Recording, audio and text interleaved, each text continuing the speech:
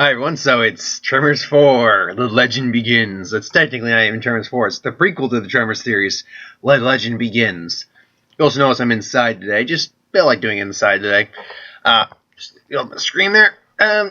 So, this is where the franchise started to...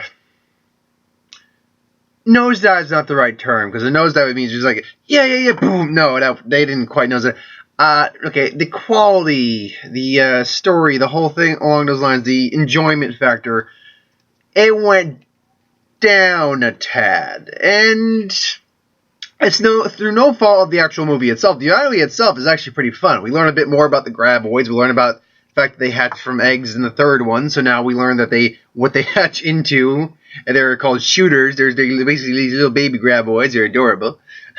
Adorably vicious.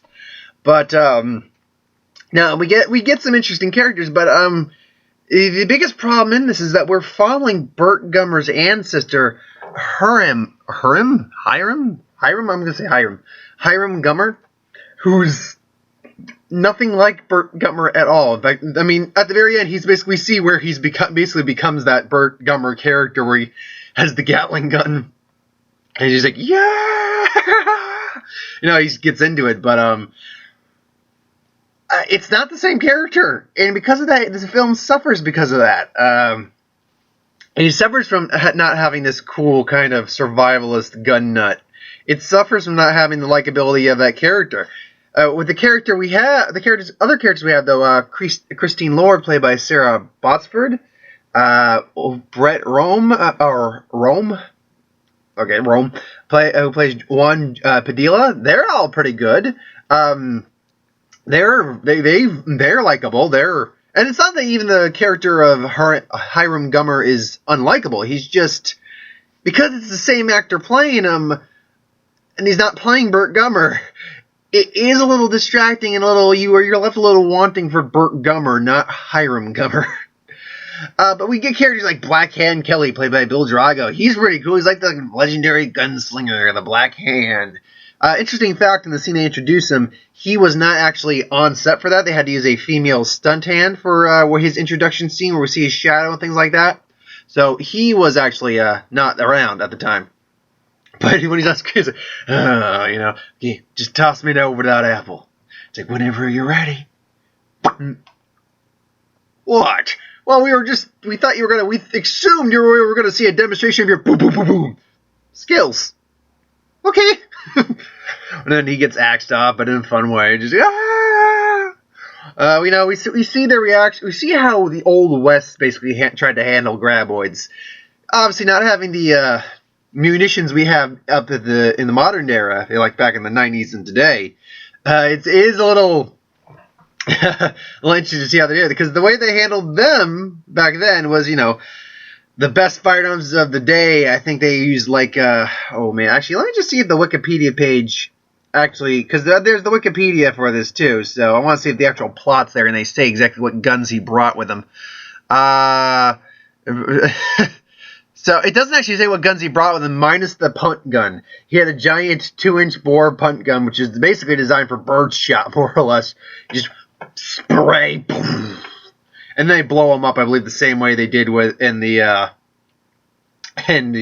original one with homemade Chinese fireworks done into a bomb. Back at Trick's surface, tail, steam traction engine. No, I take it back. They did not. They were trying to use the. They were trying to use the explosive, but they couldn't get the gunpowder fine enough. So instead, they hitched it to a tractor. Again, it's been a while. I didn't actually watch this again beforehand like I normally do. I'm just going by memory a lot of it, but I remember quite a bit of it. And he actually attached it to a tractor wagon or a steam engine, tractor engine, reeling the graboid out of the wall, slamming against the wheel to the surface, explosive decapitation on impact. And as I read this, I remember this. I'm like, oh yeah, that did happen. I will say that this actually had some better scares in it than, say, the third one or even the second one did. Those ones really weren't doing it for the scares anymore. Those were doing it for the humor. This definitely actually had some tension and decent scares to it. For instance, when the shooters are attacking people in the cave, you don't see anything happen. You just see them disappear. And it's like, yeah, that's pretty creepy. And then when they actually attack him at the camp and you see guys getting pulled on the ground, yeah, that can be actually considered kind of creepy, yeah. We actually got back to the roots a bit of the Tremors series a little bit, where there was some scares in there. When the Black Hand Kelly and them are stuck in like the, I think it was an old post of some kind. There was a Morse code post there. They were communicating with it. You see the graboids, just the tentacles just taking out the boards from the ground, just like removing them. It's like, oh crap. As they'll be making their move soon. Oh god! So I mean, yeah, there were some legitimate scenes in this one where I could say, because it went back to, it had a more 90s feeling tone to it than say the third one did. The third one definitely felt a bit more 2000y, and the second one even felt a bit 2000s-y. Even though it was 1990s, you could definitely get a bit of an early 2000s vibe from it, but in a good way. This definitely felt more like it was in the 90s. As far as the effects go, I can't recall any effects that were bad. They were still using the practical graboid effects. They were still using the puppets. We saw, I think at most we saw some CGI when the shooters came out of the ground. And maybe a couple scenes where the graboids maybe popped out of the ground as well. But it was most, okay, there was one. It was when they were basically being chased by the graboid. The horses were outrunning them. There was a bridge. Is it still behind us? And we see the graboid. Literally, there's a gap here. We just see him literally just shoot through the ground to the next part of the ground with so much momentum, I guess. So there was one or two scenes, but overall the effects were. It wasn't El Blanco white penis graboid from the third one, so it was a step up again. But yeah, my biggest complaint of this movie would be Hiram Gummer. I just don't dig him as much as Burt. Even if he's played by Malcolm Gross, I don't dig him to the same level as Burt Gummer. Burt Gummer is Burt Gummer. You can't replace Burt, and Hiram is just not an adequate or lead replacement for him. Not a terrible character. You do grow to kind of like him. In fact, you do grow to like him because he understands the error of his ways to a degree. Because he comes to the town just kind of as a businessman. He's only got so much to his name. He's trying to get the silver mines back, and that's how we learn how Bert's basically kind of like just self-sufficient. He's inherited his silver fortune. But then, he bonds with the kid a little bit. He sells off his material possessions to get weapons and things along those lines to help these people. So, overall, he's a good guy at heart. He's just